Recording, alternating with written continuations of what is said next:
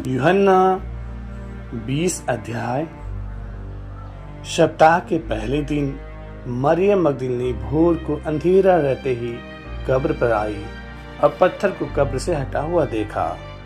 तब वह दौड़ी और शमौन पतरस और उस दूसरे चेले के पास जिससे यीशु प्रेम रखता था आकर कहा, वे प्रभु को कब्र में से निकाल ले गए हैं और हम नहीं जानती कि उसे कहाँ रख दिया है। तब पतरस और वह दूसरा चेला निकलकर कब्र की ओर चले और दोनों साथ साथ दौड़ रहे थे, परंतु दूसरा चेला पतरस से आगे बढ़कर कब्र पर पहले पहुंचा और झुककर कपड़े पड़े देखे तो अभी वह भीतर न गया।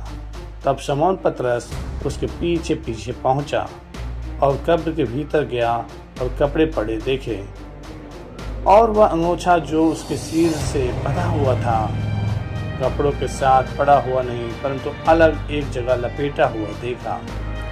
तब दूसरा चेला भी जो कब्र पर पहले पहुंचा था भीतर गया और देखकर विश्वास किया। वे तो अब तक पवित्र शास्त्र की वह बात न समझते थे कि उसे मरे हुओं में से जी उठना होगा। तब ये चेले अपने घर लौट गए, परंतु मरियम रोती हुई कब्र के पास ही बाहर खड़ी रही और रोते रोते कब्र की ओर झुककर दो स्वर्गदूतों को उज्जवल कपड़े पहने हुए एक सिरहाने और दूसरे को पैताने बैठे देखा जहां यीशु की लोथ पड़ी थी। उन्होंने उससे कहा, हे नारी, तू क्यों रोती है? उसने उनसे कहा, वे मेरे प्रभु को उठा ले गए और मैं नहीं जानती कि उसे कहाँ रखा है। यह कहकर वह पीछे फिरी और यीशु को खड़े देखा और न पहचाना कि यह यीशु है। यीशु ने उससे कहा, हे नारी, तू क्यों रोती है? किसको ढूंढती है? उसने माली समझकर उससे कहा, हे महाराज, यदि तूने उसे उठा लिया है तो मुझसे कह कि उसे कहाँ रखा है और मैं उसे ले जाऊंगी। यीशु ने उससे कहा, मरियम। उसने पीछे फिरकर उससे इब्रानी में कहा, रबूनी, अर्थात हे गुरु। यीशु ने उससे कहा, मुझे मत छू, क्योंकि मैं अब तक पिता के पास ऊपर नहीं गया, परंतु मेरे भाइयों के पास जाकर उनसे कह दे कि मैं अपने पिता और दूसरे तुम्हारे पिता और अपने परमेश्वर और तुम्हारे परमेश्वर के पास ऊपर जाता हूँ। मरियम मगदलीनी ने जाकर चेलों को बताया कि मैंने प्रभु को देखा और उसने मुझसे ये बातें कही।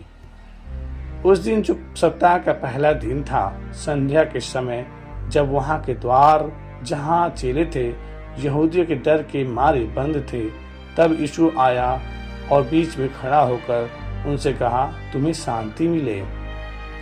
यह कहकर उसने अपना हाथ और अपना पंजर उनको दिखाए। तब चेले प्रभु को देखकर आनंदित हुए। यीशु ने फिर उनसे कहा, तुम्हें शांति मिले। जैसे पिता ने मुझे भेजा है वैसे ही मैं भी तुम्हें भेजता हूँ। यह कर उसने उन पर फूंका और उनसे कहा, पवित्र आत्मा लो। जिनके पाप तुम क्षमा करो वे उनके लिए क्षमा किए गए हैं, जिनके तुम रखो वे रखे गए हैं। परंतु 12 में से एक व्यक्ति अर्थात थोमा, जो दिदुमुस कहलाता है, जब यीशु आया तो उनके साथ न था। जब और चेले उससे कहने लगे कि हमने प्रभु को देखा है, तब उसने उनसे कहा, जब तक मैं उसके हाथों में कीलों के छेद न देख लूं और कीलों के छेदों में अपनी उंगली न डालूं और उसके पंजर में अपना हाथ न डालूं, तब तक मैं प्रतिदिन नहीं करूंगा। 8 दिन के बाद उसके चेले फिर घर के भीतर थे और थोमा उनके साथ था और द्वार बंद थे। तब यीशु ने आकर और बीच में खड़ा होकर कहा, तुम्हें शांति मिले। तब उसने थोमा से कहा, अपनी उंगली यहाँ लाकर मेरे हाथों को देख और अपना हाथ लाकर मेरे पंजर में डाल और अविश्वासी नहीं परंतु विश्वासी हो। यह सुन थोमा ने उत्तर दिया, हे मेरे प्रभु, हे मेरे परमेश्वर। यीशु ने उससे कहा, तूने तो मुझे देखकर विश्वास किया है। धन्य हैं वे जिन्होंने बिना देखे विश्वास किया। यीशु ने और भी बहुत चिन्ह चेलों के सामने दिखाए जो इस पुस्तक में लिखे नहीं गए, परंतु ये इसलिए लिखे गए हैं कि तुम विश्वास करो कि यीशु ही परमेश्वर का पुत्र मसीह है और विश्वास करके उसके नाम से जीवन पाओ।